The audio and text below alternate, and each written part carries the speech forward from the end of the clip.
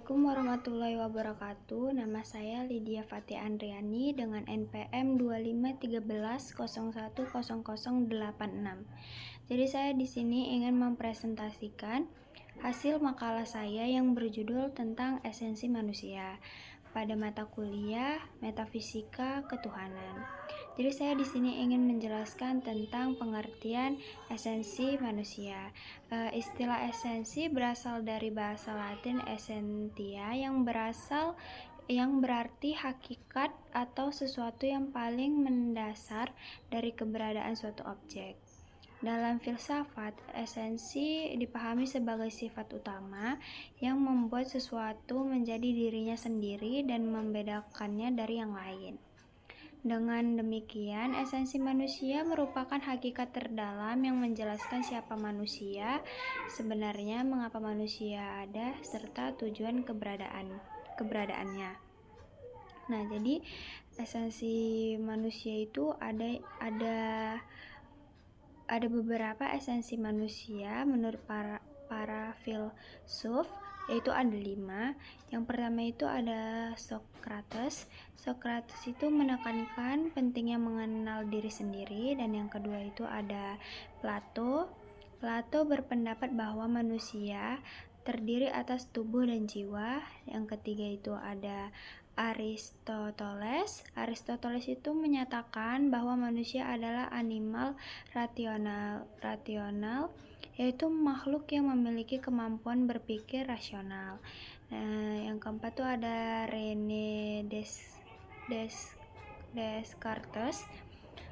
Descartes terkenal dengan ungkapan cogito ergo sum yang berarti aku berpikir maka aku ada. Dan yang kelima itu ada Immanuel Kant. Kant memandang manusia sebagai makhluk yang memiliki martabat karena memiliki akal, budi, dan kebebasan moral. Nah, selanjutnya itu ada esensi manusia dalam perspektif ketuhanan. Dalam perspektif ketuhanan, manusia merupakan ciptaan Tuhan yang paling sempurna dibandingkan makhluk lainnya. Kesempurnaan tersebut tidak hanya terletak pada bentuk fisik, tetapi juga pada kemampuan berpikir, hati nurani, serta potensi untuk mengenal dan menyembah manusia. Setiap manusia diciptakan dengan tujuan tertentu. Kehidupan bukanlah suatu kebetulan, melainkan bagaimana dari rencana Tuhan yang mengandung makna. Oleh sebab itu, manusia memiliki tanggung jawab untuk menggunakan segala potensi yang dimiliki demi kebaikan, baik terhadap dirinya sendiri maupun terhadap sesama. Dan ada juga implementasi esensi manusia dalam kehidupan modern. Pemahaman mengenai esensi manusia memiliki relevansi yang sangat besar dalam kehidupan modern. Perkembangan ilmu pengetahuan dari teknologi telah membawa perubahan yang sangat cepat dan berbagai aspek kehidupan. Di satu sisi, kemajuan tersebut memberikan banyak manfaat seperti kemudahan akses informasi, peningkatan produktivitas, serta kemajuan di bidang kesehatan dan pendidikan. Namun, di sisi lain, perkembangan tersebut juga menghadirkan tantangan baru terhadap nilai-nilai kemanusiaan. Sekian presentasi makalah dari saya. Saya tutup. Wassalamualaikum warahmatullahi wabarakatuh. Assalamualaikum warahmatullahi wabarakatuh. Perkenalkan, nama saya Sarah Aprilija dengan NIM 2513010079. Di sini kelompok kami menjelaskan mengenai hakikat dan tujuan manusia. Pada kesempatan kali ini saya akan membahas mengenai subtopik yang kedua, yaitu makna hidup. Yang pertama itu ada pengertiannya. Makna hidup adalah tujuan, nilai, dan alasan seseorang menjalani kehidupannya. Makna hidup memberikan arah sehingga seseorang dapat menjalani hidup dengan penuh tanggung jawab, memiliki tujuan jelas, serta mampu menghadapi berbagai tantangan dalam hidup. Dalam kajian metafisika, makna hidup berkaitan dengan hakikat keberadaan manusia dan hubungannya dengan Tuhan Sang Pencipta. Menurut beberapa filsuf tentang makna hidup, yang pertama ada Socrates, yaitu kehidupan yang bermakna diperoleh dengan mengenal diri sendiri dan terus mencari kebijaksanaan. Yang kedua dari ungkapan dari Plato, makna hidup dicapai ketika manusia mengembangkan jiwa yang baik dan mengejar kebenaran. Yang ketiga yaitu dari Aristoteles, tujuan hidup adalah mencapai eudaimonia atau kebahagiaan sejati melalui kebajikan. Yang selanjutnya yaitu dari Viktor Frankl, manusia dapat menemukan makna hidup melalui karya, cinta, dan sikap dalam menghadapi penderitaan. Makna hidup dalam perspektif agama. Kali ini saya akan membahas dari sudut pandang 4 agama. Yang pertama itu dari sudut pandang agama Islam. Pada agama Islam, tujuan hidup adalah beribadah kepada Allah, menjadi khalifah di bumi, serta berbuat baik kepada sesama. Yang kedua, makna hidup menurut perspektif agama Kristen. Makna hidup diwujudkan melalui kasih kepada Tuhan dan sesama manusia. Yang ketiga, makna hidup dalam perspektif agama Hindu. Tujuan hidup adalah menjalankan dharma dan mencapai moksa. Yang keempat, makna hidup dalam perspektif agama Buddha. Makna hidup diperoleh dengan menghilangkan penderitaan dan mencapai nirwana. Relevansi makna hidup di era modern yang sekarang ini yaitu yang pertama, memiliki tujuan hidup yang jelas. Yang kedua, mampu menghadapi masalah yang baik. Yang ketiga, menjaga kesehatan mental. Yang keempat, membangun karakter yang baik. Dan yang kelima, memperkuat hubungan dengan sesama. Kesimpulannya, makna hidup adalah tujuan dan nilai yang memberikan arah bagi kehidupan manusia. Dengan memahami makna hidup, seseorang dapat menjalani kehidupan yang lebih bermakna, bijaksana, dan bermanfaat bagi diri sendiri maupun orang lain. Sekian penjelasan dari saya mengenai makna hidup. Sekian dan terima kasih. Assalamualaikum warahmatullahi wabarakatuh.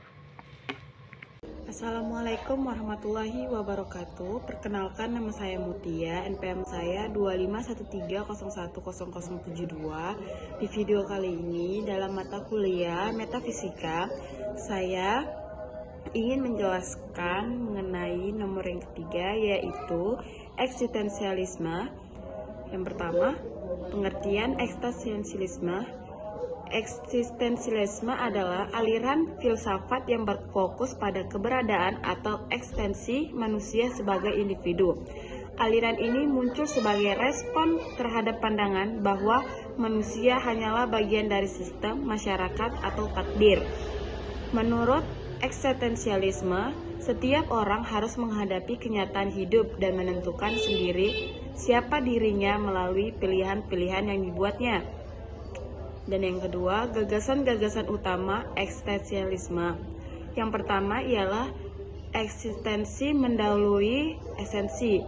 Ini adalah gagasan terkenal dari Jean-Paul Sartre. Maksudnya, manusia tidak dilahirkan dengan tujuan atau sifat yang sudah diterapkan.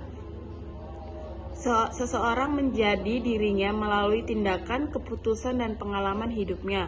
Contohnya, seorang dokter tidak menjadi dokter hanya karena memiliki gelar, tetapi karena ia memilih untuk terus menjalankan profesinya dengan tanggung jawab. Dan yang kedua, kebebasan memilih. Eksistensialisme menyatakan bahwa manusia memiliki kebebasan untuk memilih jalan hidupnya. Namun, kebebasan ini bukan berarti bebas tanpa batas, melainkan bebas dalam kondisi yang dihadapinya. Misalnya, seorang mungkin tidak bisa memilih dilahirkan di keluarga tertentu, tetapi ia bisa memilih bagaimana menyikapi keadaan tersebut. Dan yang ketiga, yaitu tanggung jawab. Karena bebas memilih, manusia juga bertanggung jawab atas akibat pilihannya. Menyalahkan orang lain, keadaan, atau nasib tidak menghapus tanggung jawab pribadinya. Dan yang keempat, yaitu kecemasan atau existential anxiety. Kebebasan sering menimbulkan kecemasan ketika menyadari bahwa tidak ada jawaban pasti tentang apa yang harus dilakukan. Seseorang dapat merasa bingung atau takut. Eksistensialisme melihat kecemasan ini sebagai bagian alami dari kehidupan, bukan sesuatu yang harus dihindari sepenuhnya. Dan yang kelima, yaitu keaslian atau authenticity. Eksistensialisme mendorong manusia hidup secara autentik, yaitu menjalani hidup sesuai keyakinan dan nilai yang dipilih dari sendiri, bukan sekedar mengikuti tekanan masyarakat atau harapan orang lain. dan selanjutnya tokoh-tokoh penting dalam eksistensialisme menekankan kepentingan iman pribadi dan hubungan individu dengan Tuhan.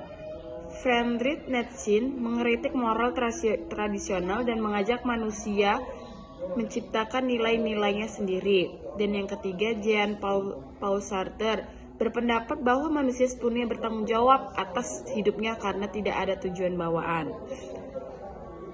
Contohnya, dalam kehidupan sehari-hari, bayangkan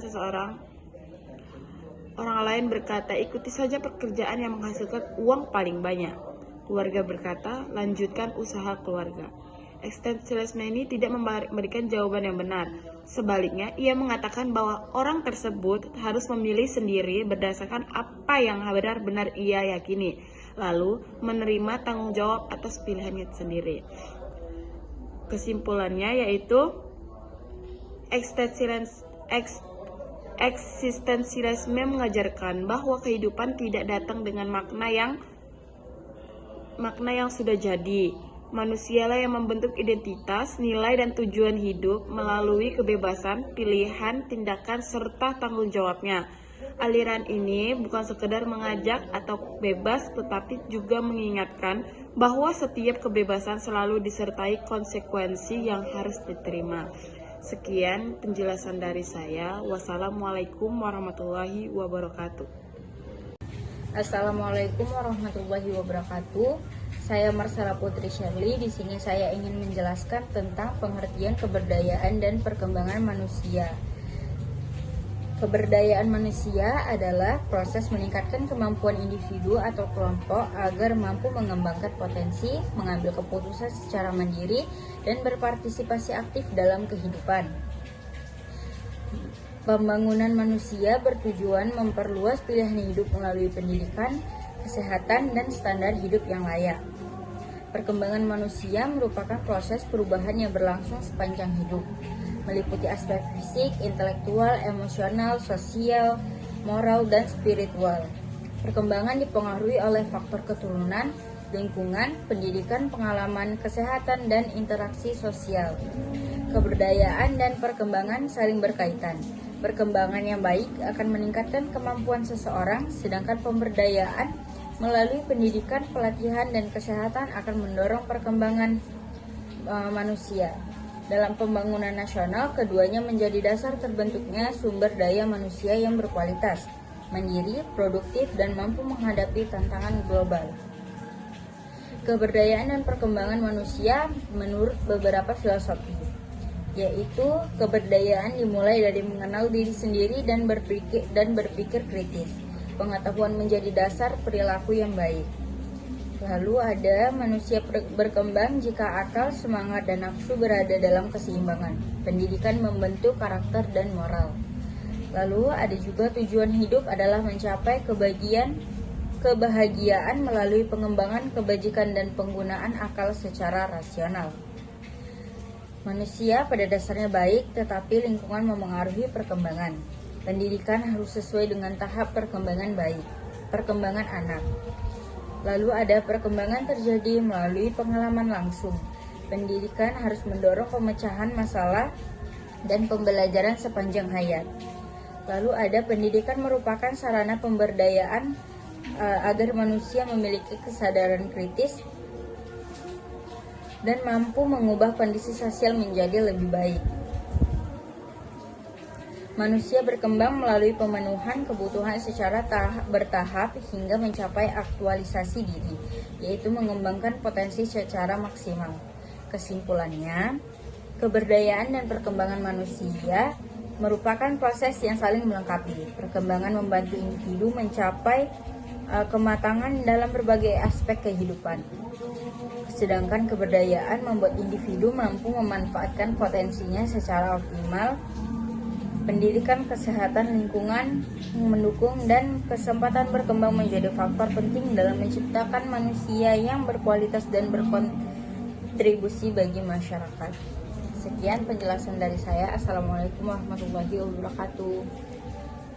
Perkenalkan, nama saya Indri Arelia Sejabat dengan NPM 2513010075 Di video kali ini saya ingin menjelaskan materi tentang mata kuliah metafisika dengan materi hakikat dan tujuan manusia pada bagian kelima dan keenam, yaitu spiritualitas dan transhumanisme. Materi yang kelima yaitu spiritualitas. Pengertian spiritualitas. Spiritualitas adalah sebuah masjad atau paham dalam filsafat metafisika yang menegaskan bahwa realitas yang paling sejati, fundamental, dan abadi di alam semesta ini adalah roh, jiwa, dan kesadaran, bukan materi fisik. Paham ini memandang bahwa segala sesuatu yang tampak oleh mata kita sekarang hanyalah manifestasi luar, sedangkan penggerak utamanya adalah energi spiritual. Materi yang kedua yaitu oposisi terhadap materialisme. Spiritualisme berdiri sebagai lawan utama dari paham materialisme. Jika kaum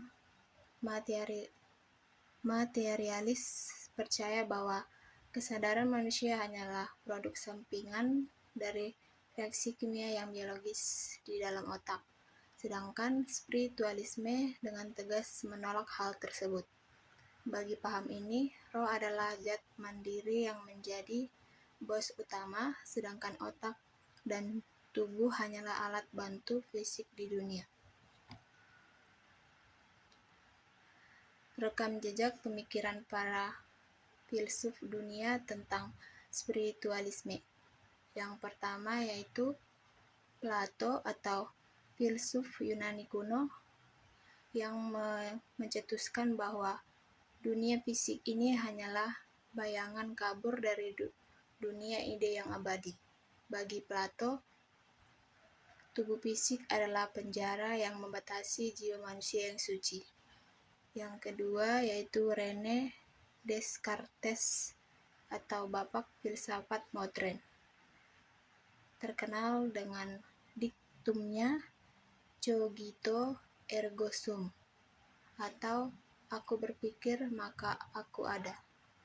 Ia menetapkan bahwa bukti paling nyata dari eksistensi manusia adalah kesadaran rohaninya untuk berpikir, bukan bentuk fisiknya. Yang ketiga, Plotinus dan Bergson. Plotinus mengajarkan bahwa alam semesta memancarkan dari kesadaran tunggal atau Tuhan, sementara Henry Bergson mengenalkan elan vital atau daya hidup spiritual sebagai energi kreatif yang menggerakkan kehidupan di alam semesta. Perspektif ketuhanan dan hubungan ontologis dari spiritualisme.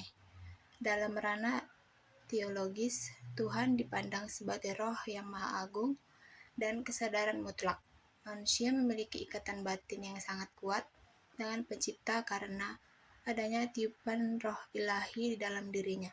Oleh karena itu, tujuan akhir hidup manusia bukanlah menimbun harta atau materi, melainkan memurnikan hati nurani yang berperan sebagai kompas spiritual agar bisa selalu dekat dan selaras dengan kehendak Tuhan.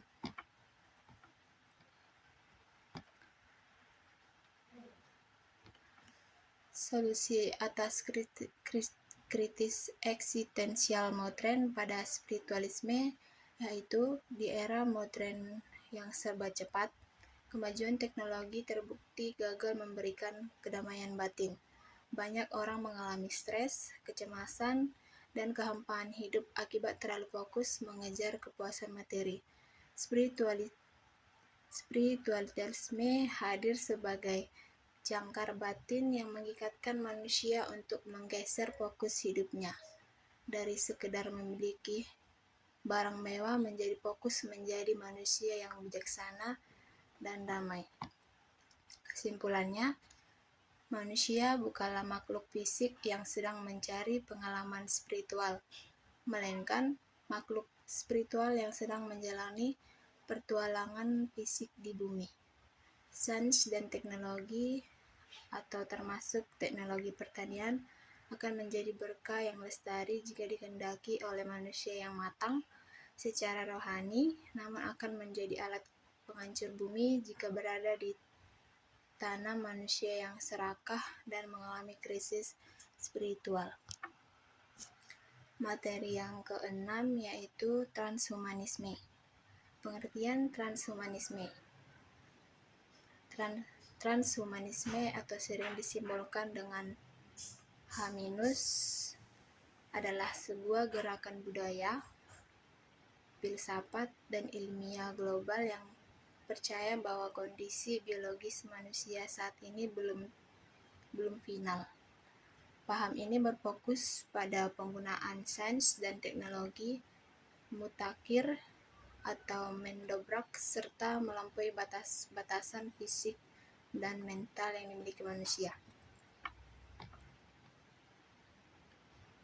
Pandangan terhadap tubuh manusia.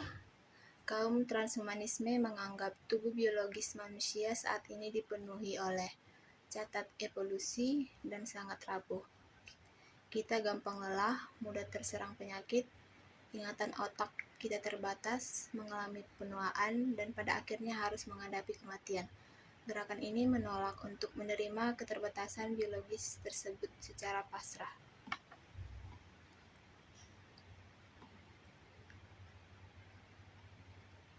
Rekam jejak pemikiran kritis pada filsuf pada transhumanisme.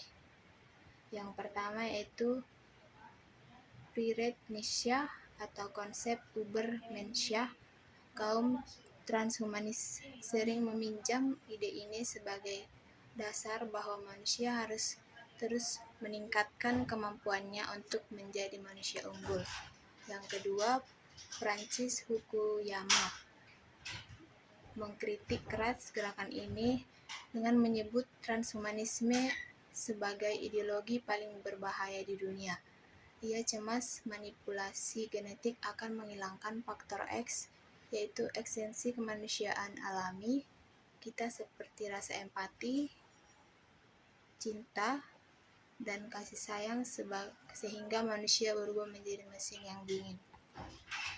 Yang ketiga, Martin Heidegger khawatir bahwa teknologi modern akan membuat manusia memandang tubuh dan kehidupannya sendiri hanya sebagai komponen atau stok barang cadangan yang siap dibongkar pasang demi efisiensi, sehingga kehilangan nilai kesucian eksistensialnya. Perspektif ketuhanan dan tantangan teologis pada transhumanisme. Dalam sudut pandang keagamaan, manusia diciptakan sebagai makhluk yang fana, di mana kematian didesain oleh Tuhan sebagai bagian dari uji spiritual. Ambisi transhumanisme untuk menghapus kematian dan merombak total centang biru tubuh manusia dinilai oleh para teolog sebagai dosa kesombongan atau ekstrem, di mana manusia mencoba berperan sebagai Tuhan. Kaum teolog menegaskan bahwa jiwa manusia tidak akan pernah bisa digantikan oleh pemrograman komputer. Ancaman terhadap ketimpangan biologis di era modern pada transhumanisme. Transhumanisme memicu perdebatan mengenai pentingnya aturan etika sains yang ketat. Ketika teknologi modifikasi manusia menjadi nyata dan harganya mahal, dunia akan menghadapi jurang pemisah baru yang mengerikan. Orang kaya bisa membeli gen agar anak-anak mereka menjadi manusia super dan cerdas dan berumur panjang, sedangkan orang miskin akan tetap menjadi manusia biasa yang lemah dan tersingkir secara biologis. Kesimpulannya, jika spiritualisme berupaya menyempurnakan manusia sebagai menyempurnakan manusia melalui pembersihan jiwa atau rohani, maka transhumanisme berupaya menyempurnakan manusia melalui manipulasi fisik dan materi menggunakan teknologi canggih. Sekian hasil penjelasan saya ucapkan terima kasih.